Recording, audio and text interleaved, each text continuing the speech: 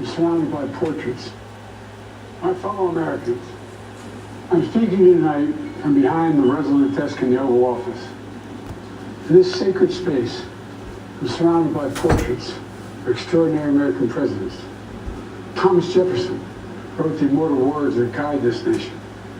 George Washington showed us presidents are not kings.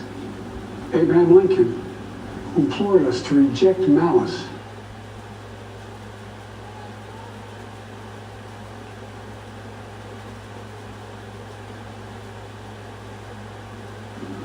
Franklin Roosevelt, who inspired us to reject fear. I revere this office, but I love my country more.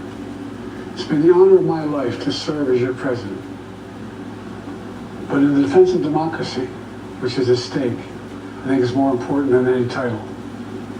I draw strength and I find joy in working for the American people. But this sacred task of perfecting our union, it's not about me. It's about you, your families, your futures. It's about we, the people. And we can never forget that. My fellow Americans,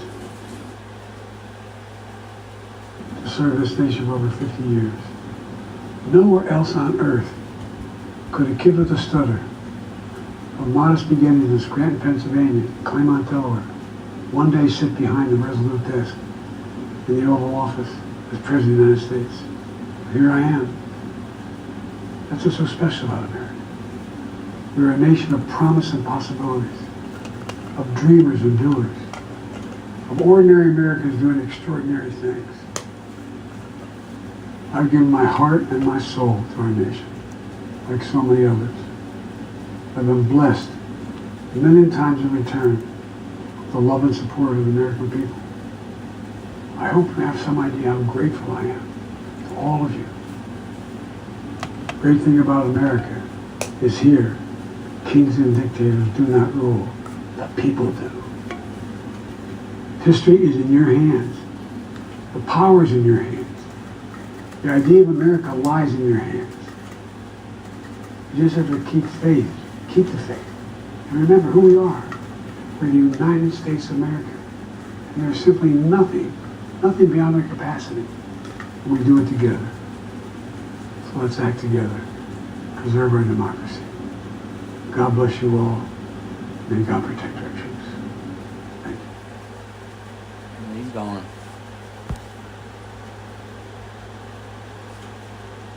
Goodbye, Joe.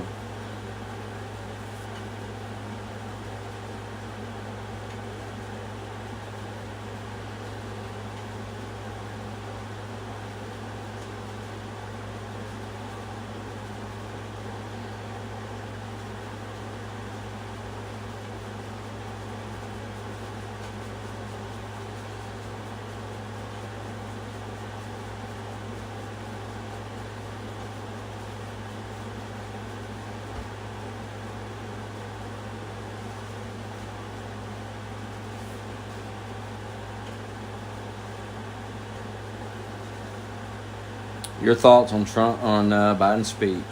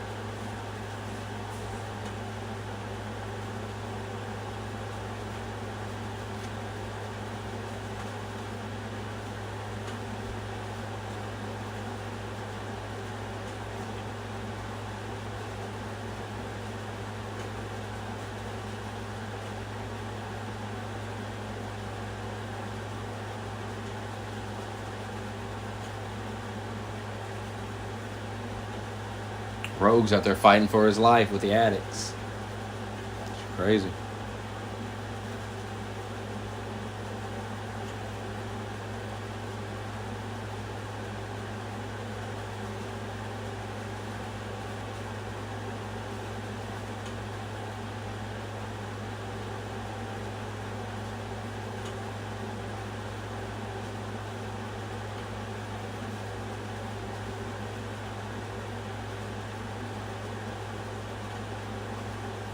All right, let's check out that Netanyahu. They're losing it about that. I want to know what he said.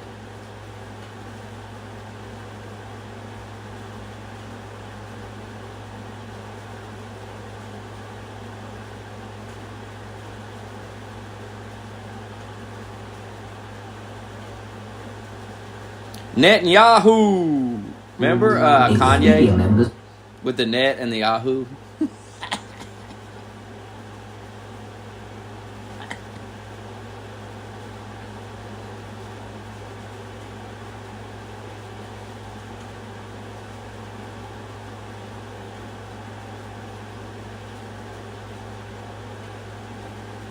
Israel on a bipartisan basis.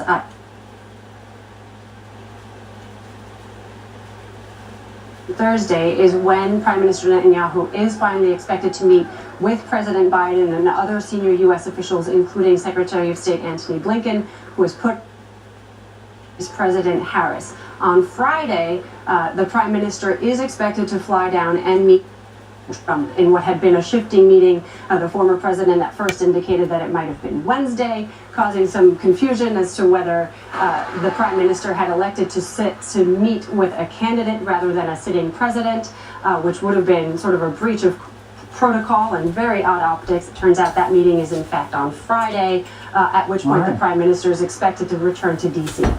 Olivia Gaza, stand by for us from the State Department as Israeli Prime Minister Benjamin Netanyahu addresses a joint meeting of Congress.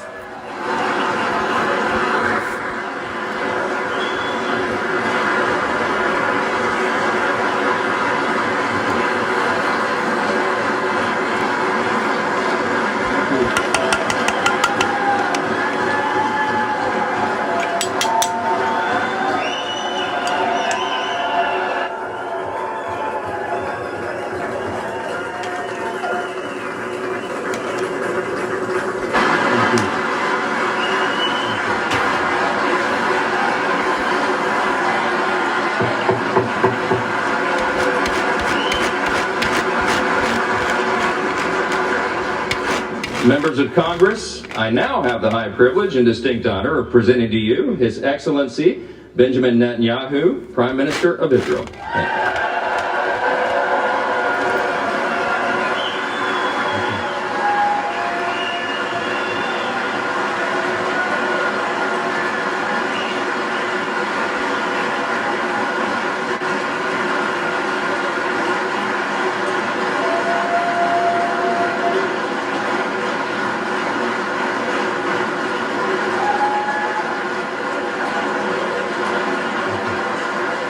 Thank you.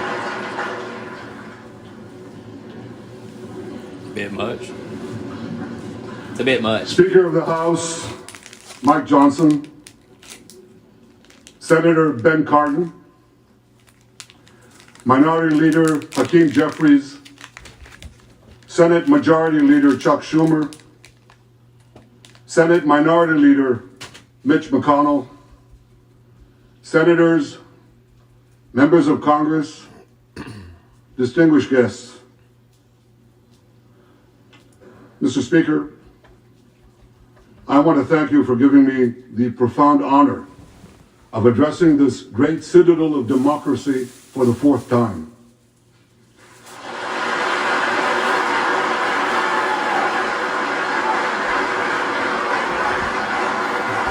Nancy Pelosi called it one of the worst speeches she's ever heard. At a crossroads of history. Our world is in upheaval. In the Middle East, Iran's axis of terror confronts America, Israel, and our Arab friends. This is not a clash of civilizations. It's a clash between barbarism and civilization.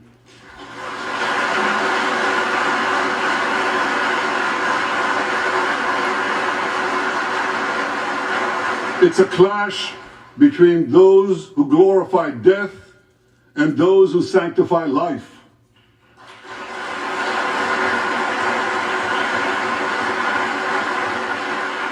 For the forces of civilization to triumph, America and Israel must stand together.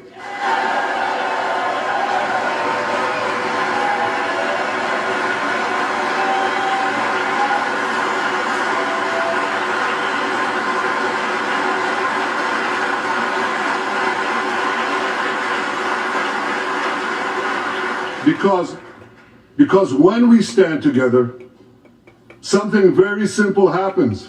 We win, they lose.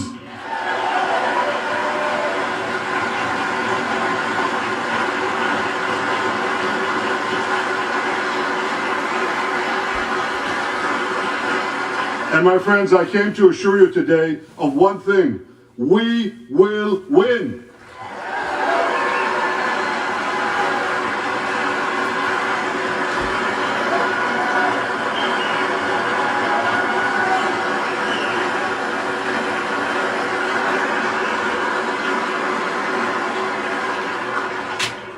Ladies and gentlemen, like December 7th, 1941, and September 11th, 2001, October 7th is a day that will forever live in infamy.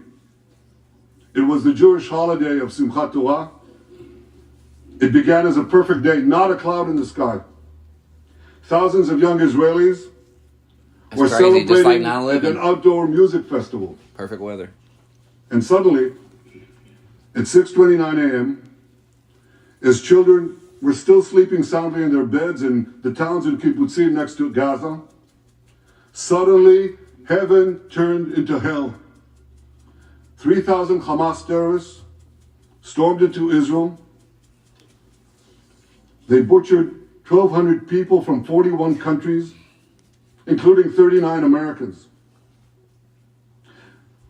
Proportionately, compared to our population size, that's like 20 9/11s in one day. And these monsters, they raped women, they beheaded men, they burnt babies alive, they killed parents in front of their children, and children in front of their parents. Horrible. They dragged 255 people, both living and dead, into the dark dungeons of Gaza. Israel has already brought home 135 of these hostages, including 7 who were freed in daring rescue operations.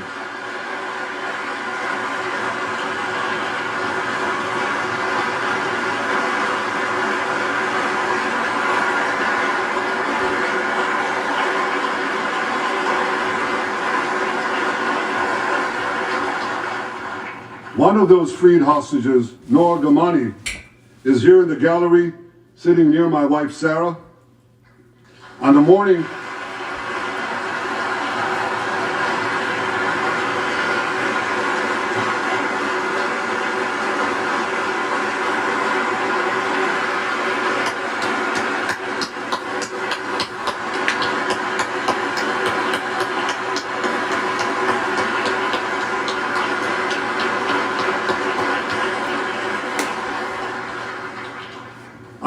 of October 7th, the entire world saw Noah's look of desperation as she was violently abducted to Gaza on the back of a motorcycle.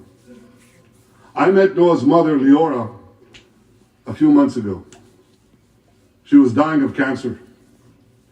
She said to me, "Prime Minister, I have one final wish. I wish to hug my daughter Noah one last time before I die."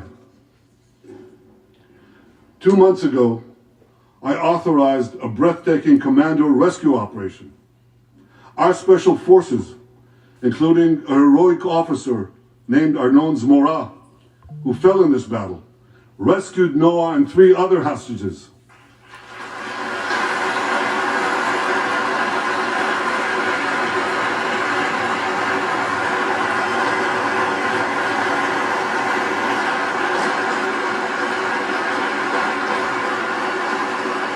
Noah, I think it's one of the most moving things.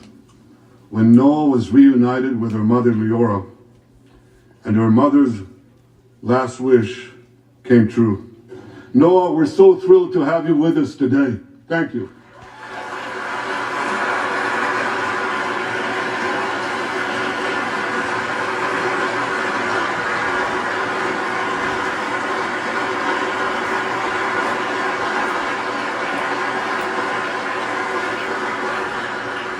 Many hostage families are also here with us today, including Eliyahu Bibas. Eliyahu Bibas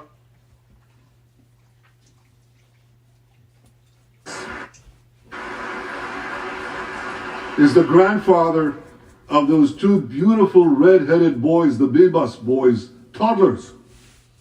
Bebus boys.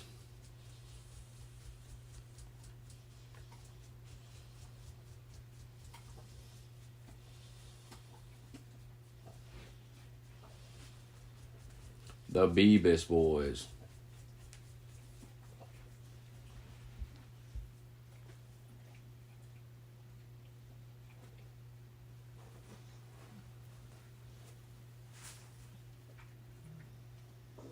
And they were taken hostage with their mother and and Eliyahu's son. The entire family was taken hostage. Two beautiful red-haired children taken hostage. What monsters. And with us also is Iris Chaim, whose son Yotam bravely escaped Hamas captivity with two other Israelis. I think he's an idiot. And tragically they were killed making their way back to our lives. We have with us also the families of American hostages. They're here.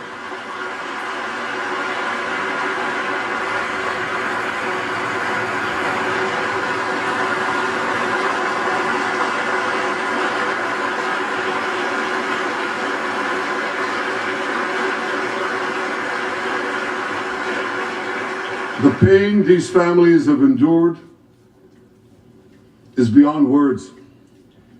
I met with them again yesterday, and I promised them this: I will not rest until all their loved ones are home. All of them.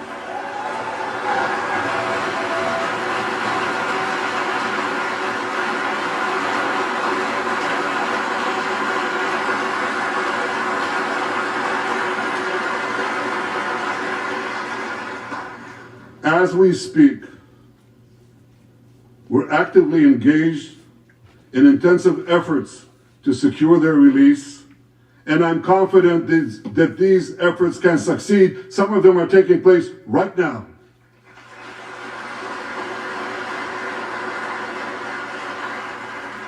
I want to thank President Don't Biden end it. You're for going to his miss all the tireless chaos. efforts on behalf of the hostages, and for his efforts to the hostage families as well. Listen, if you're ready to die, don't worry. It's coming. It's coming. Don't be sent to hell killing yourself. Just wait. You're going to die anyway. They're going to kill us all. Just enjoy the show. You're going to die anyway. You'll die with the rest of us in a gruesome war. And perhaps you might even end up, like Tim Dillon says, as a flag on a mantle. Instead of your family going, oh, he killed himself in the bathroom. Oh, what the fuck?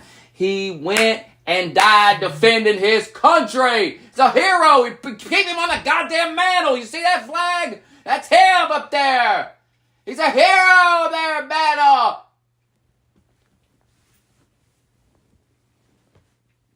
He didn't slit his wrist in a bathtub like some clown. He died serving this nation.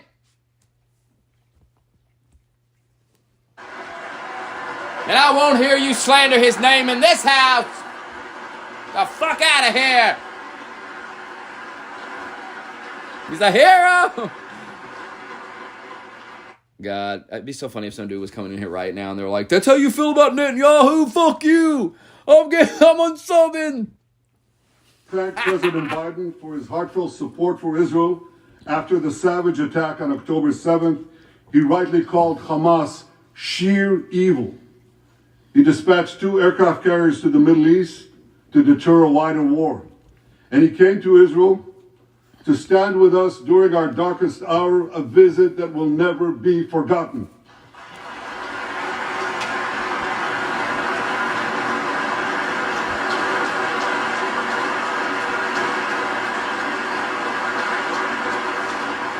President Biden and I have known each other for over 40 years. I want to thank him for half a century of friendship to Israel and for being, as he says, a proud Zionist. Actually, he says a proud Irish-American Zionist. Netanyahu ain't hearing it. You ain't slandering Biden around him. My friends, for more than 9 months, Netanyahu's the only guy that he wants Trump and Biden. He praises them both. Israel's soldiers... What's that tell you? Hey, what's that tell you? Huh? What do you think about that, huh? What's that tell you? About who runs things. Boundlessly. With us today...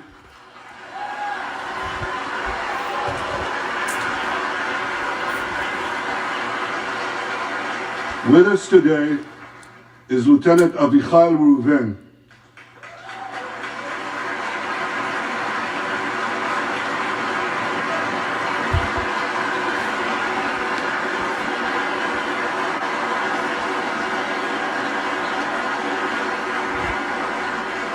Avichai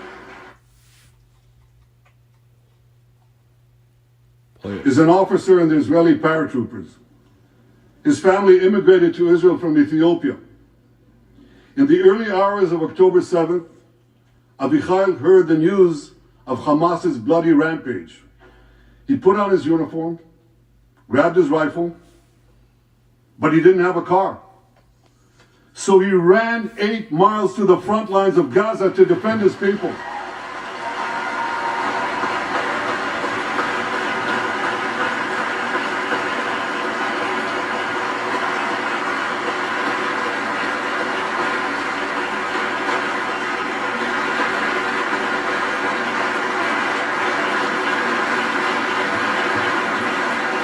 You heard that right? He ran 8 miles, came to the front lines, killed many terrorists, and saved many, many lives. Avichai, we all honor your remarkable heroism. Another Israeli is with us here today, and he's stand up right next to Avichai. This is Master Sergeant Ashraf al-Bakhiri.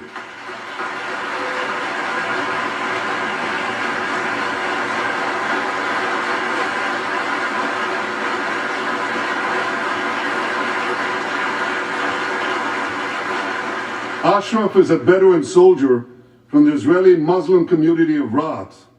On October 7th, Ashraf too killed many terrorists. First he defended his comrades in the military base, and he then rushed to defend the neighboring communities, including the devastated community of Kibbutz Be'eri. Like Ashraf,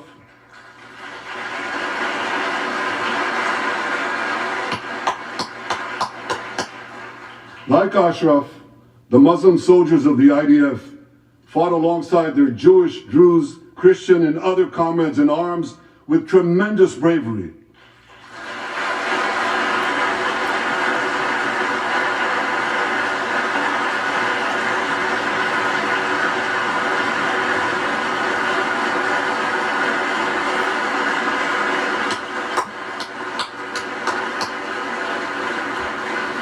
A third hero, Lieutenant Asa Sofer, is also here with us.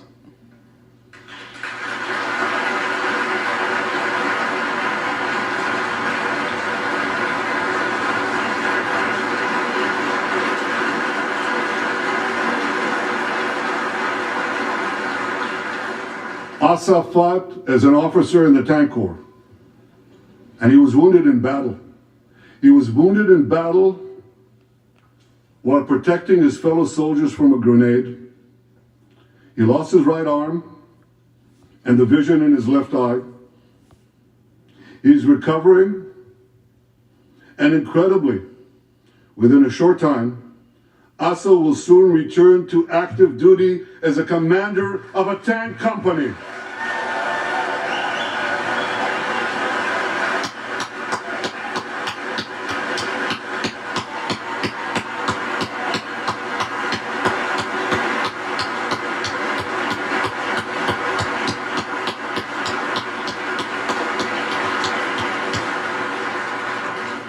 I just learned there is a fourth hero here, Lieutenant Jonathan Ben Chamo, who lost a leg in Gaza and continued to fight.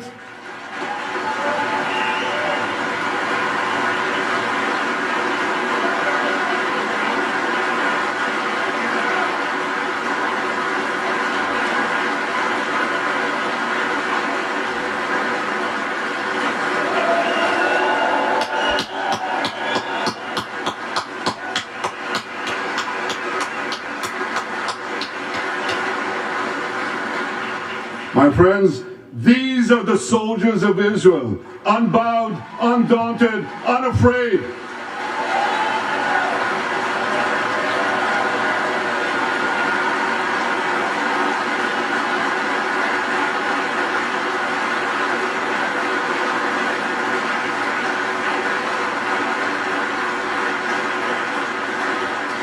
As the Bible says, Am kilavi yakum. They shall rise like lions. They have risen like lions. The lions of Judah, the lions of Israel.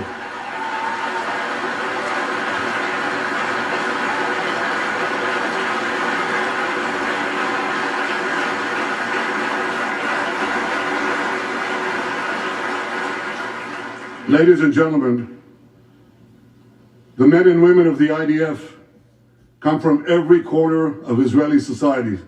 Every ethnicity, every color, every creed, left and right, religious and secular, all are imbued with the indomitable spirit of the Maccabees, the legendary Jewish warriors of antiquity. With us today is Yechiel Leiter, the father of one of those Maccabees. Yechiel's father escaped the Holocaust and found refuge in America. As a young man, Yechiel moved to Israel and raised a family of 8 children.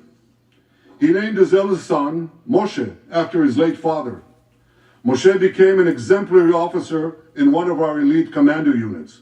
He served with distinction for 2 decades, while raising 6 beautiful children of his own. On October 7th, Moshe volunteered to return to combat. 4 weeks later, he was killed when a booby-trapped mine exploded in a tunnel shaft right next to a mosque. At his son's funeral, Yechiel said this: "If the state of Israel had not been established after the Holocaust, the image engraved in our collective memory would have been the photograph of that helpless Jewish boy in the Warsaw Ghetto holding his hands up in the air with Nazi rifles pointed at him. But because of the birth of Israel," Yechiel continued, "because of the courage of soldiers like my son Moshe, the Jewish people are no longer helpless in the face of our enemies."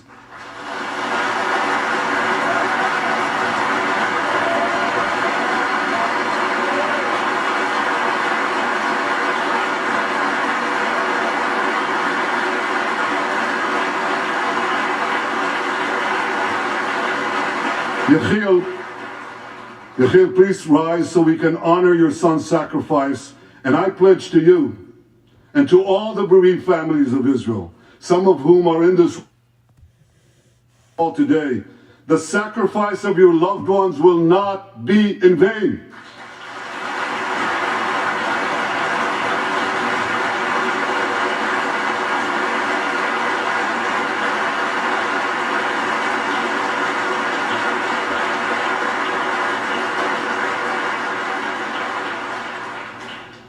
It will not be in vain, because for Israel, never again must never be an empty promise. It must always remain a sacred vow. And after October 7th, never again is now.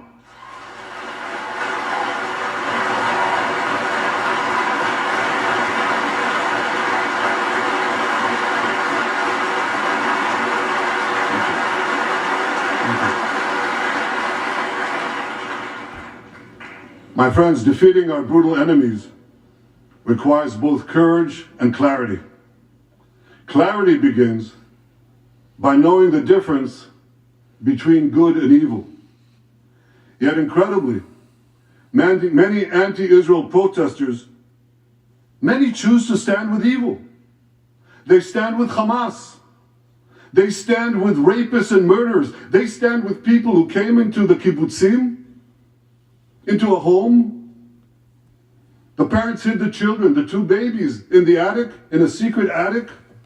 They murder the families, the parents. They find the secret latch to the hidden attic, and then they murder the babies. These protesters stand with them. They should be ashamed of themselves.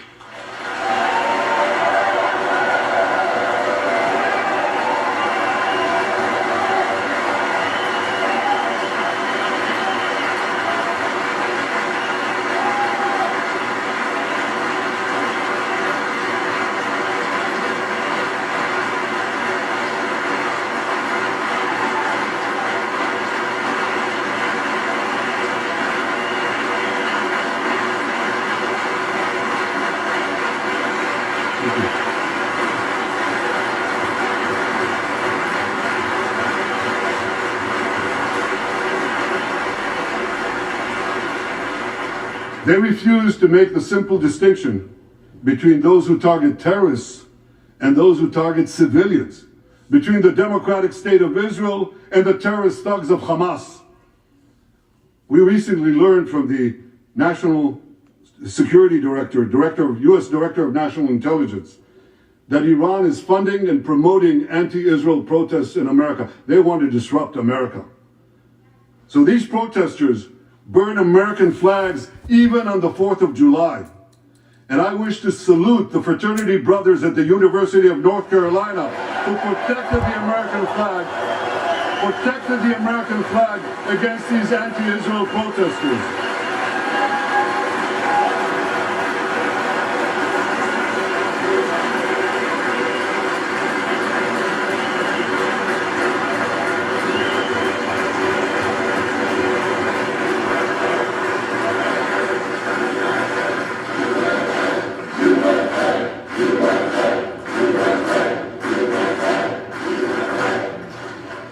For all we know, Iran is funding the anti-Israel protests that are going on right now outside this building. Not that many, but they're there, and throughout the city.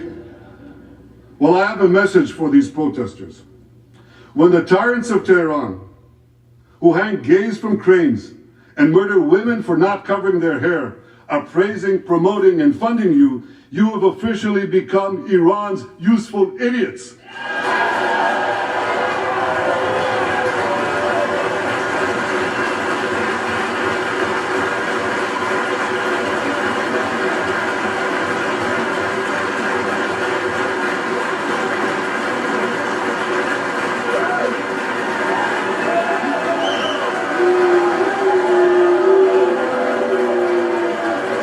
Some of these protesters, that's amazing, absolutely amazing. Some of these protesters hold up signs proclaiming gays for Gaza. They might as well hold up signs saying chickens for KFC.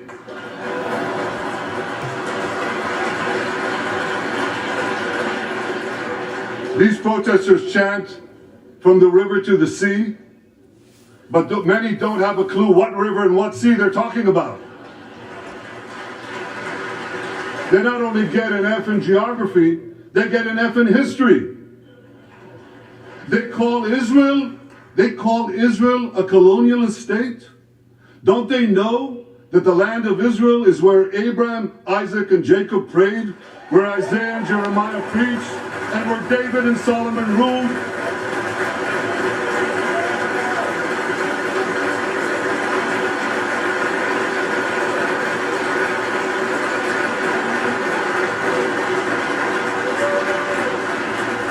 For nearly 4,000 years, the land of Israel has been the homeland of the Jewish people. It's always been our home. It will always be our home.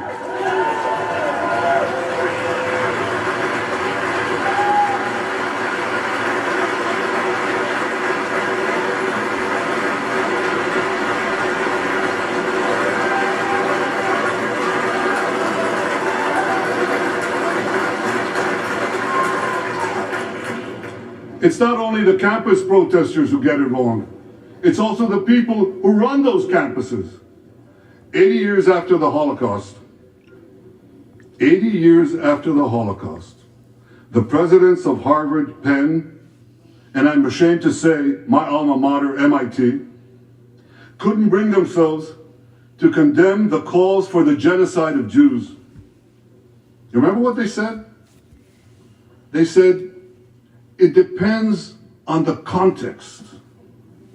Well, let me give these befuddled academics a little context.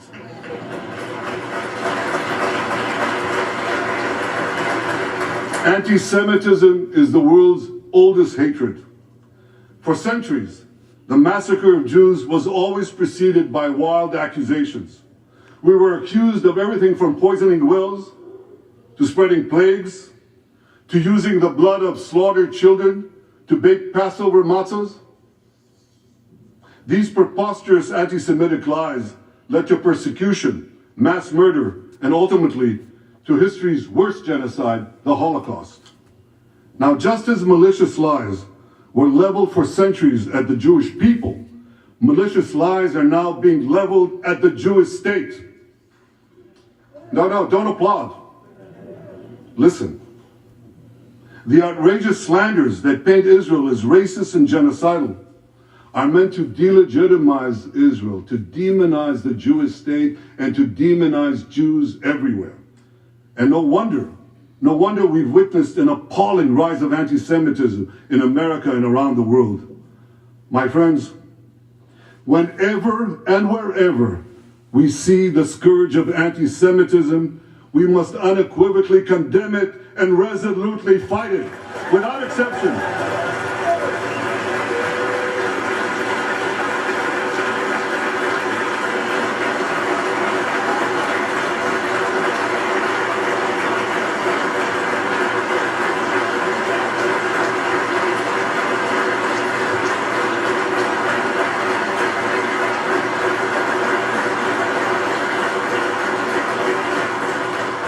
And don't be fooled when the blood libels against the Jewish state come from people who wear fancy silk robes and speak in lofty tones about law and justice. Here's a case in point. The prosecutor of the International Criminal Court has shamefully accused Israel of deliberately starving the people of Gaza. This is utter, complete nonsense. It's a complete fabrication.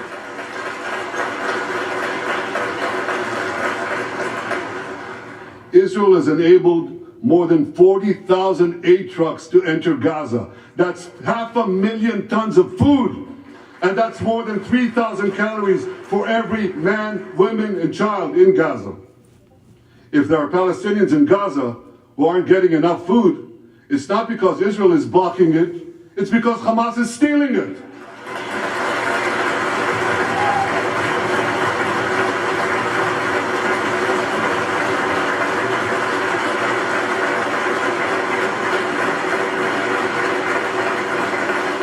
So much for that lie, but here's another.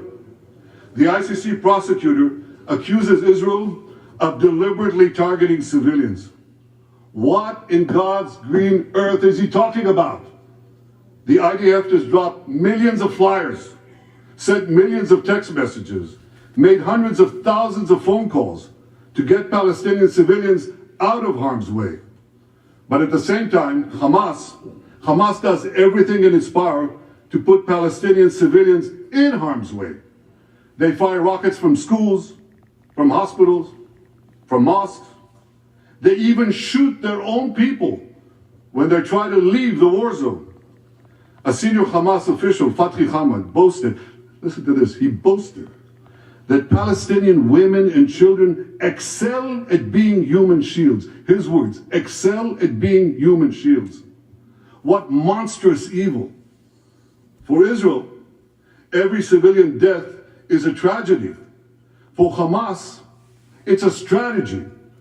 They actually want Palestinian civilians to die so that Israel will be smeared in the international media and be pressured to end the war before it's won. This would enable Hamas to survive another day and, as they vowed, to carry out October 7th again and again and again. Well, I want to assure you, no matter what pressure is brought to bear, I will never allow that to happen.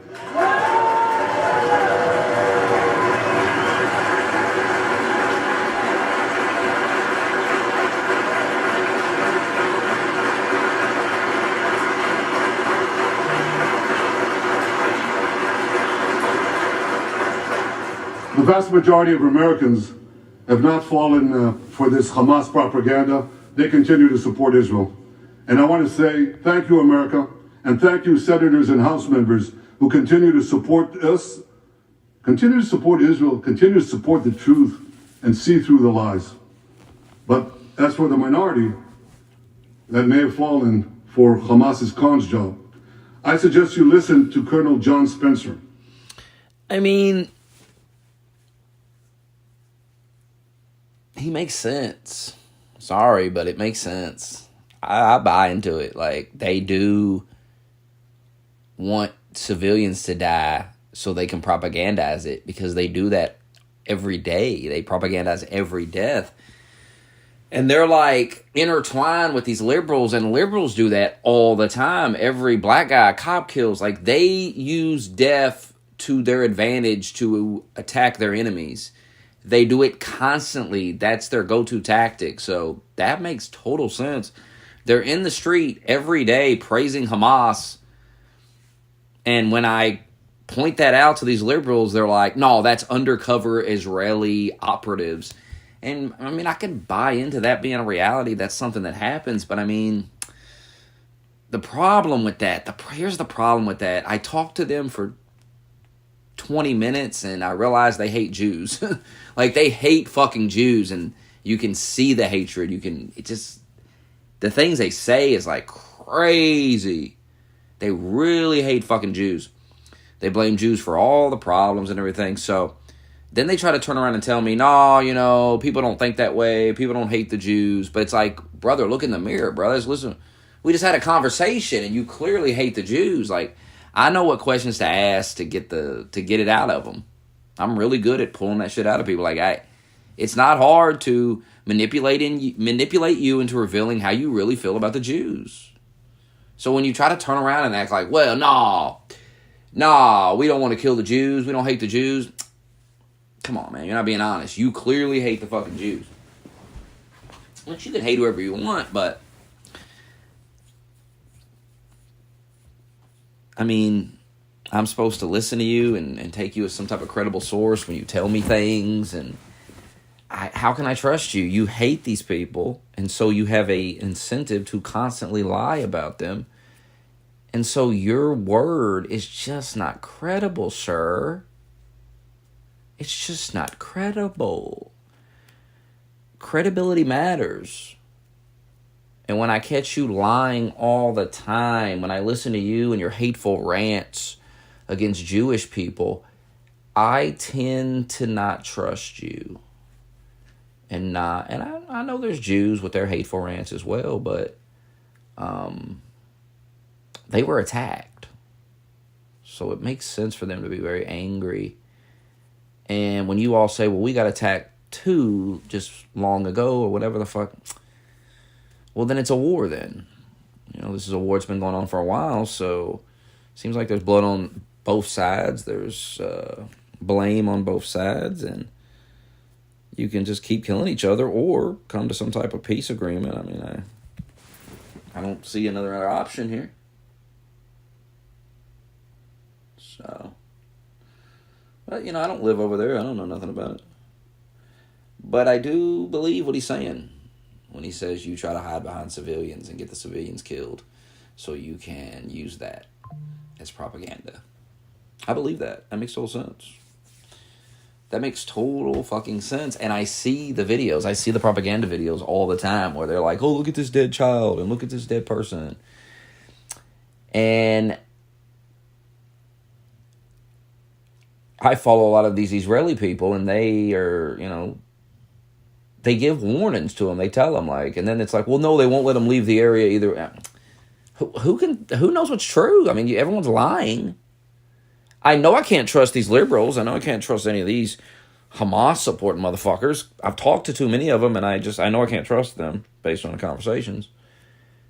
And I don't think I can trust Israel 100% either. So, but I know that America's going to support them no matter what. It doesn't matter what candidate wins. They're going to support them. So,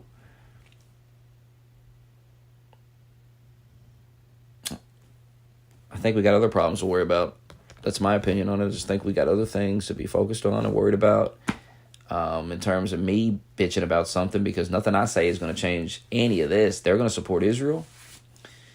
And it makes total sense for a country to support another country that got hit with a terrorist attack. It just makes sense. So you kind of brought this on yourself. You kind of brought this war on yourself when you went in. And when you get on, I watched you all downplay October 7th. I watched you all make jokes about it and act like it was no big deal. So I don't think you're the good guys. I know you leftists want to portray yourself as the good guys, but I'm not saying Israel's the good guys, but I don't see you all as the good guys. I don't get a good vibe off of you people. I don't think you could be trusted. And when you're praising terrorism, I've watched you praise Hamas terrorism, and I've watched you praise an assassination attempt. So I'm noticing a pattern here. This isn't and that's just 2 examples recently. There's been many examples over the last 8 years of them calling for violence, pushing for it, and celebrating it when it happens to their political opponents. So, hold on, I got a phone call.